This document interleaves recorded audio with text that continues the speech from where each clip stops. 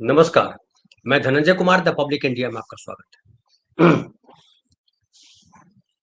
इन दिनों कभी कुंभ, कभी ज़ेलेंस्की साहब चर्चा में, ट्रंप साहब चर्चा में और ट्रंप और ज़ेलेंस्की के बीच जो संवाद हुआ है, पूरे दुनिया में उसकी चर्चा हो रही है।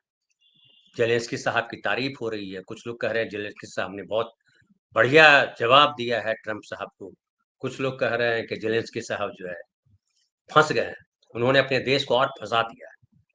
एक अच्छा मौका था, शांति स्थापित हो जाती, लेकिन कई लोग कह रहे हैं कि जिस तरीके से ज़ेलेंस्की जो है रिएक्ट किए, उसकी आवश्यकता नहीं थी। ट्रंप ने कहा भी था कि आप इस हालत में नहीं हो कि आप डिक्टेट कर सको और आप शांति समझौते पे तैयार हो जाओ।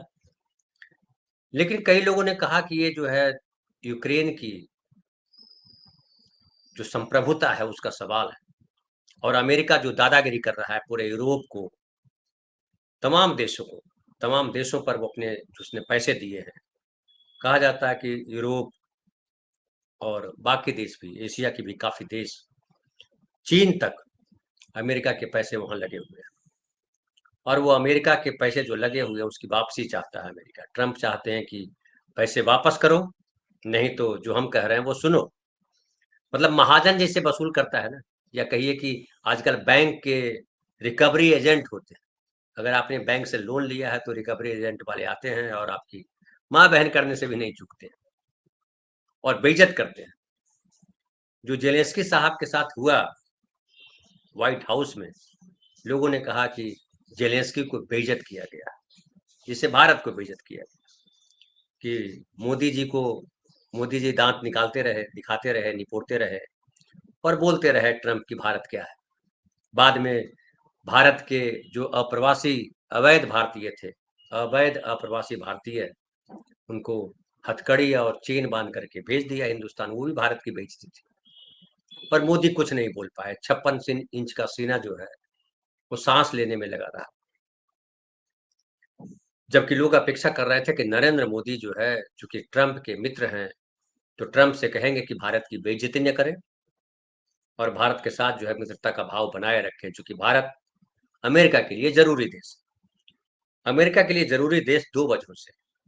एक तो वजह यह है कि अमेरिका के लिए भारत एक बड़ा उपभोक्ता देश है। हमारे देश की आबादी सबसे ज्यादा है दुनिया में और सबसे ज्यादा हम उपभोग जो है सामान का हम ही करते हैं। अमेरिका के हथियार, अमेरिका की और चीजें। दूसरी बात यह है कि चीन जिस तरह से आंख दिखा रहा है, ट्रंप साहब ने कहा था कि चीन पर भी टैरिफ लगाएंगे, टैरिफ लगाया भी, लेकिन चीन के सेहत पे कोई ज़्यादा असर पड़ा नहीं अब तक। हालांकि ये भी माना जाता है कि चीन में बड़ा इन्वेस्टमेंट जो है एलन मस्क का है और अमेरिका का इन्वेस्टमेंट है, तो चीन भी ऐसी हैसियत नहीं रखता है कि अमेरिका के सामने या ट्रंप के सामने अपनी ताकत दिखा सके। रूस खुद बहुत बदहाल हालत में है, उसकी अर्थव्यवस्था पूरी चौपट है, उनके पास लोग नहीं है। लेकिन ट्रंप ने जो मित्रता का हाथ बढ़ाया है पुतिन की तरफ, उसे सब लोग भौचक्के हैं और कहा जा रहा है कि ये इसलिए हाथ बढ़ाया है कि जो ट्रंप है वो चाहते हैं कि दुनिया में कहीं भी जो है वो अब युद्ध न हो, युद्ध बंद हो और शांति चाहते हैं दुनिया में। कुछ लोगों ने ये भी कहा कि वो शांति इसलिए चाह रहे हैं कि वो शांति का नोबेल पुरस्कार लेना चाहते हैं। हो सकता है, लेकिन अगर शांति स्थापित करते हैं तो अच्छी बात है। और ये बात हुई भी है कि जब से ट्रंप जो है सत्ता में आए हैं, तब से इजरायल ने भी जो है अपने युद्ध रोक दिया है और रसिया जो अटैक कर रहा था यूक्रेन पे, वो भी रुका हुआ है। ये भी कह रहे हैं लोग कि अमेरिका दोनों तरफ था, जो ट्रंप के पहले जो सरकार थी अमेरिकन, इजराइल में भी उसका हाथ था और यूक्रेन में भी, रसिया यूक्रेन का जो युद्ध चल रहा था उसके पीछे भी अमेरिका ही था। वरना नाटो के देश जो यूरोपियन कंट्रीज हैं उनकी इतनी बखत नहीं है कि वो लड़ सके। इजराइल की भी जो हिम्मत है वो अमेरिका की वजह से थी और रोक दिया, इसलिए गजा पट्टी जो है अभी शांत है। तो युद्ध तो उन्होंने रोका है, ट्रंप ने, ये बात सही है। लेकिन जिस तरीके से देश के अलग-अलग देशों के राष्ट्राध्यक्षों को हाँकना चाहते हैं या इंस्पेक्टरगिरी दिखाना चाहते हैं या कहें कि अपने तरीके से पूरे देश को, पूरी दुनिया को संचालित करना चाहते हैं, क्या यह संभव हो पाएगा? ज़ेलेंस्की ने जिस तरह से जवाब दिया, उसको लेकर के पूरी दुनिया में चर्चा है और कई यूरोपियन देश ज़ेलेंस्की के सपोर्ट में आकर खड़े हुए। ज़ेलेंस्की से अमेरिका ने ये भी कहा कि आपने जिस तरह से ट्रंप से बात की है, उसके लिए माफ़ी माँगे। ज़ेलेंस्की ने कहा नहीं। ये भी कहा गया ज़ेलेंस्की को कि इसका खामियाजा आपको भुगतना पड़ सकता है। लेकिन ज़ेलेंस्की जो है वो झुकने को तैयार नहीं। हालाँकि एक सच्चाई ये भी बताई जा रही है कि जो पिछले साल यूक्रेन में चुनाव होना था, चुनाव को टाल दिया फिलहाल यूक्रेन ने या कहिए ज़ेलेंस्की ने। और ज़ेलेंस्की वहाँ लोकप्रिय नहीं है। 90% से ज़्यादा लोग ज़ेलेंस्की को नहीं चाहते और वो मानते हैं कि जो ये यूक्रेन की बर्बादी हुई है, वो सिर्फ़ ज़ेलेंस्की की वजह से हुई है। लेकिन ज़ेलेंस्की अपनी ज़िद पर अड़े हुए हैं। यूक्रेन के बड़े हिस्से पर रूस ने कब्ज़ा कर लिया है। अमेरिका का इंटरेस्ट ये बताया जाता है कि वो चाहता है कि यूक्रेन यानी ज़ेलेंस्की उसके साथ समझौता करे और जो वहाँ पे दुर्लभ खनिज पदार्थ है, दुर्लभ धातु है, जो आज की मॉडर्न दुनिया के लिए बेहद ज़रूरी है। चाइना सबसे ताकतवर होता जा रहा है, उसमें वो दुर्लभ धातु जो है उसकी बड़ी भूमिका है। जो चिप बनाए जाते हैं उसमें इस्तेमाल होता है उसका। परमाणु परमाणु के जो इस्तेमाल है उसमें उसका इस्तेमाल होता है परमाणु ऊर्जा में और कहाँ-कहीं कई जगह पे उन धातुओं का इस्तेमाल है। मॉडर्न टेक्नोलॉजी में बेहद ज़रूरी है वो दुर्लभ जो धातु होते हैं। कुछ 25-30 धातु, लेकिन 10 बड़े इम्पोर्टेंट माने जाते हैं और यूक्रेन में वो खाने हैं। अमेरिका की नज़र उन खानों पर है। अगर वो कब्ज़े में आ जाए, तो चीन के साथ लड़ना थोड़ा आसान हो जाएगा। अमेरिका चाहता है कि सबको जवाब दिया जाए, लेकिन वो धमकाने वाला अंदाज़ है। एक मित्रता का भाव होता है कि आप जो है, जो 1961 में यूएस एड शुरू किया गया था, केनेडी के द्वारा, वो वही था कि आप तमाम दुनिया के तमाम देशों की तरफ जो है सहायता का हाथ बढ़ाइए, मदद करने का हाथ बढ़ाइए और ताकि आपके साथ लोग खड़े हों। उसमें सोवियत संघ के साथ जो है अमेरिका का जो शीत युद्ध चल रहा था, उसके लिए ज़रूरी था और केनेडी ने शुरू किया था यूएस एड, जिसको लेकर के पिछले दिनों बड़ा चर्चा हुई कि ट्रंप ने कह दिया कि भारत को दिया गया $21 मिलियन। बाद में कहा कि नरेंद्र मोदी को दिया गया। फिलहाल तो वो थमा हुआ है। मोदी जी का भी कोई जवाब नहीं आया कि दिया या नहीं दिया। लेकिन अभी ज़ेलेंस्की चर्चा में है और ज़ेलेंस्की के चर्चा में होने की वजह है कि उन्होंने जवाब दिया। लेकिन जवाब ज़ेलेंस्की को कितना भारी पड़ेगा ये आने वाला समय बताएगा। लेकिन जो यूरोपियन कंट्री ज़ेलेंस्की के साथ खड़ा होना चाहते हैं, क्या इस हैसियत में है कि अमेरिका के साथ भिड़ सकें? तो जो विशेषज्ञ हैं वो मानते हैं कि यूरोप खुद जो है अमेरिका के तले दबा हुआ है और अमेरिका के बिना सपोर्ट के यूरोप के देशों की कुछ चलने वाली नहीं है। बहुत कड़ा कर्ज है अलग-अलग देशों पर और इसी का फ़ायदा उठाना चाहते हैं ट्रंप। लेकिन ट्रंप की इस बात के लिए लोग तारीफ़ कर रहे हैं कि ट्रंप ने युद्ध को रोक दिया है। युद्ध में हालाँकि ये भी कहा जाता है कि जो ट्रंप के सहयोगी हैं, उनमें हथियारों के जो निर्माता हैं वो भी हैं। एलन मस्क तो हैं ही और दूसरे उद्योगपति तो हैं ही। लेकिन जब युद्ध नहीं होगा तो हथियारों की खपत कहाँ होगी? फिर ट्रंप क्या चाहते हैं? तो ट्रंप ऐसा लग रहा है कि ट्रंप चाहते हैं कि पहले जो है धमकी से उनकी शर्तों पर आ जाए दूसरे देश और जैसा वो समझौता कराना चाहते हैं वैसा कर लें। नहीं तो फिर वो जो है रिकवरी एजेंट की तरह वसूल करेंगे और सेना को लगाएँगे और वो कहेंगे कि ये जो है अमेरिकन हित में है, चूँकि अमेरिका फर्स्ट का उन्होंने नारा दिया है। तो अमेरिकन हित में यही है कि हम अपने पैसे को वसूल करें और चाहे जैसे वसूल करें। हम उस देश पर कब्ज़ा करके वसूल करें, शांति से वो समझौते पर हस्ताक्षर करें या उसको हम अपने हथियारों के माध्यम से धमकाएँ। लेकिन एक समीकरण जो नया बन रहा है, समीकरण वो देश को अलग-अलग देशों को समझने वाला है और दुनिया को समझने वाला है। कई लोग ये भी मान रहे हैं कि जो ट्रंप कर रहा है, उससे आने वाले समय में अमेरिका के खिलाफ जो है एक देशों का समूह इकट्ठा हो सकता है। हालाँकि यूरोप के साथ रसिया के संबंध ठीक नहीं है। रसिया, यूरोप, चीन सब एक साथ आ जाएँ, ये ख्याली पुलाव तो ठीक है, कागज पे सोचने में तो ठीक है, लेकिन दोनों का मिलना संभव नहीं। ऐसे में ये भी देखा जा रहा है कि ट्रंप जो कर रहे हैं यूरोप को तो दबा ही दे चुके, रसिया भी चाहता है कि यूरोप दब जाए, लेकिन पुतिन को अगर साथ लेते हैं ट्रंप, तो क्या वो चीन को संभाल पाएंगे?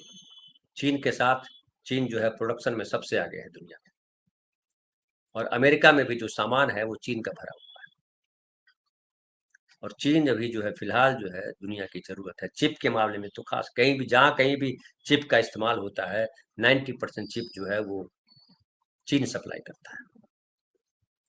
अब इस चीन का मुकाबला ट्रंप कैसे करेंगे? तो उसके लिए कहा जा रहा है कि अगर चीन और रसिया एक हो गया तो अमेरिका को दिक्कत हो जाएगी। इसलिए अमेरिका चाह रहा है कि किसी भी तरह जो है चीन को या तो साथ लाया जाए, या चीन अगर नहीं साथ आता है तो फिर और देशों की सहायता ली जाए। कुल मिलाकर के जो पूरी दुनिया की फिलहाल जो स्थिति है वो ऐसा लग रहा है, मान रहे हैं लोग कि फिर से दो ध्रुवीय होने जा रहा है। संभव है कि अमेरिका, चूंकि अमेरिका की सबसे बड़ी ताकत है डॉलर, और डॉलर जिस तरह से मजबूत है, और डॉलर दुनिया में जो आदान प्रदान, जो आयात निर्यात है, उसके लिए जो मुद्रा है वो डॉलर ही है। ब्रिक्स ने भी बीच में कोशिश की थी कि अपनी मुद्रा निकाले, जैसे यूरोपियन कंट्री ने यूरो निकाला था, और उसको लेकर के बड़ी दिक्कत हुई थी, अमेरिका ने कई सारी चीजें की थी। ब्रिक्स भी चाह रहा था, लेकिन ब्रिक्स को किस तरह से धमकाया ट्रंप ने मोदी जी के सामने, वो आप सब जानते हैं। अब लेकिन सवाल है कि अमेरिका को जवाब दे कौन? जेलेंस्की ने बोल तो दिया, लेकिन कल को अगर यूक्रेन पे फिर संकट आएगा, जो हुआ भी कि यूक्रेन जो है वो नाटो में शामिल होने के लिए नाटो के देशों के आधार पर, या कहिए अमेरिका के पीछे के हम पीछे खड़े हैं, और इतना सैकड़ों डॉलर जो पैसा लिया है, हजारों डॉलर, कई लाख डॉलर लिया है, वो जो पैसा लिया है वो चुकता कैसे करेंगे? और पैसा इसलिए लिया था कि युद्ध जीतना है, लेकिन अब अमेरिका पीछे हट गया है, यूक्रेन को परेशानी हो रही है, और ट्रंप अगला निर्णय क्या लेंगे ये भी नहीं पता है। पूरा जो शेयर बाजार गिरा हुआ उसके पीछे भी कहा जाता है कि ट्रंप ने जो जिस तरह का अनिश्चित माहौल क्रिएट किया है, उससे पूरी दुनिया का शेयर बाजार या पूरी दुनिया की अर्थव्यवस्था जो है वो डावाडोल हो गई है।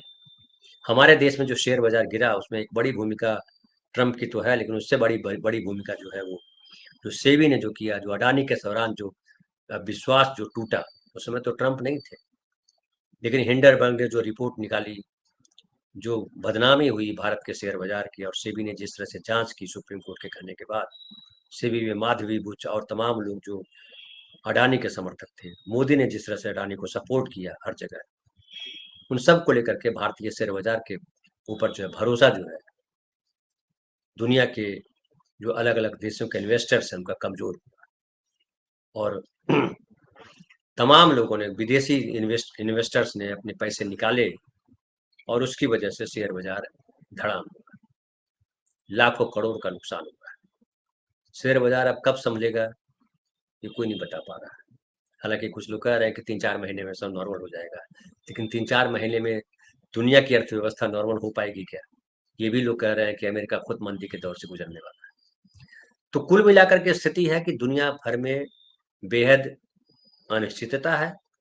मंदी का दौर तो चल रहा था, लेकिन जिस तरह से दक्षिणपंथी सरकारें दुनिया में अलग अलग देशों में हावी हो रही है, सबको अपना धर्म, अपना देश फर्स्ट करना है, और उस चक्कर में सबके हित जो है टकरा रहे हैं, और ऐसे में मैं पहले में जो है पहले वही होता है जो ताकतवर होता है। कौन है ताकतवर? और हमारे भारत की क्या स्थिति है इस ताकतवर लोगों के बीच में? जब अमेरिका और सोवियत संघ दो ध्रुव के तौर पे था, और हमारा देश आजाद हुआ था, गरीब था, कमजोर था, हमारी आर्थिक हमारी आर्थिक स्थिति बेहद खराब थी, उस जमाने में नेहरू ने जो है वो गुटनिरपेक्ष समूह बनाया था, जिसमें दुनिया के ढेर सारे देश थे जो अमेरिका के साथ नहीं रहना चाहते थे, जो सोवियत संघ के साथ नहीं रहना चाहते थे, वो गुटनिरपेक्ष देशों के बीच आए थे, और बड़े बड़े देश थे, ढेर सारे देश थे दुनिया के, 100 से ज्यादा देश थे। और नेहरू ने उस समय बतलाया था कि अमेरिका और सोवियत संघ दोनों को हमारी जरूरत है। क्या भारत अब वैसी भूमिका निभा सकता है? भारत में लोकप्रियता जब तौलते हैं, पिछले दिन एक सर्वे आया था जिसमें बताया गया कि नरेंद्र मोदी सबसे ज्यादा लोकप्रिय है। वो 60% से ज्यादा लोकप्रिय है, लोगों ने वोट किया लोकप्रियता में। नेहरू 5% पे आ गए। हालांकि अभी एक बयान देख रहा था जिसमें उमा भारती जी जो है नेहरू की तारीफ कर रही थी और कह रही थी जो हमारी अर्थव्यवस्था है वो गांधी नेहरू की अर्थव्यवस्था होनी चाहिए। गांधी की अर्थव्यवस्था तो अलग थी, वो ग्रामीण भारत बनाना चाहते थे, कृषि को बेस बनाना चाहते थे, लेकिन नेहरू ने कहा था कि नहीं, हमें इंडस्ट्रियलाइजेशन जरूरी है, औद्योगिकीकरण जरूरी है। इंडस्ट्रियलाइजेशन होगा तो देश बनेगा, और नेहरू के रास्ते देश चला। मिक्स इकोनॉमी बड़ा इंपॉर्टेंट थी, लेकिन नेहरू को गाली देने में सब व्यस्त थे। हालांकि दुनिया के जो बड़े देश हैं, जो जो शांति चाहते हैं, जो चाहते हैं कि ये टकराव की स्थिति न बने, उनको नेहरू याद आ रहा है। मोदी कई बार अलग अलग देशों में गए, सबको नेहरू याद आया और नेहरू को याद कराया। हमारे देश में भले नेहरू नहीं याद आते, क्योंकि व्हाट्सएप यूनिवर्सिटी से पढ़ के जो पढ़े हुए हैं, तो उनके लिए तो यही है, जवाब दे दिया। ये भी है कि कुंभ में नहाया कि नहीं नहाया, जो कुंभ में नहाया वो देशभक्त है, जो देश की अर्थव्यवस्था को डुबो दिया वो देशभक्त। कुंभ में नहाना जरूरी है या देश की अर्थव्यवस्था मजबूत हो, देश दुनिया में देश की हैसियत बने, ये जरूरी है। ये सोचना हमारा आपका काम है, हम आप नहीं सोच पा रहे हैं। मैं देखता हूँ कई कमेंट करने जो आते हैं, वो कहते हैं कि ये बकवास है, ये फलाना है। मैं एक दो को जवाब भी देता हूँ, बोलता हूँ गधे हो तुम, कुछ पढ़ लिख लो, कुछ पढ़ो लिखोगे तो आगे काम आएगा। उनके बेटे जो नौकरी करने के लिए बाहर भाग रहे हैं, अमेरिका तलाश रहे हैं, पहली फुर्सत में ये लोग जो जो मंत्री बने हुए हैं, अपने बेटे को अमेरिका लंदन ही भेजते हैं। जो वहाँ नहीं टिक पाते हैं या जगह बनते तो यहाँ बुला लेते हैं, आओ सांसद बन जाओ, आओ सॉलिसिटर जनरल बन जाओ, आओ फलाना बन जाओ। क्योंकि जिनके पास जगह है, जिनके जिनके पास जगह नहीं, क्या है, वो विदेश भेज रहे हैं अपने बच्चों को, जानते हैं देश में क्या होने वाला है। लेकिन आम नागरिकों को, हमको आपको समझना, कि हम आप समझ रहे हैं, या हम लोग जो है तमाशबीन बने ऐसे ही बैठे रहे। ये देखो जेलेंस्की ने मारा, दूसरा बोलेगा ये देखो ट्रंप ने मारा, तीसरा बोलेगा ये देखो मोदी ने मारा। मर कौन रहा है, ये सोचना चाहिए। आज इतना ही।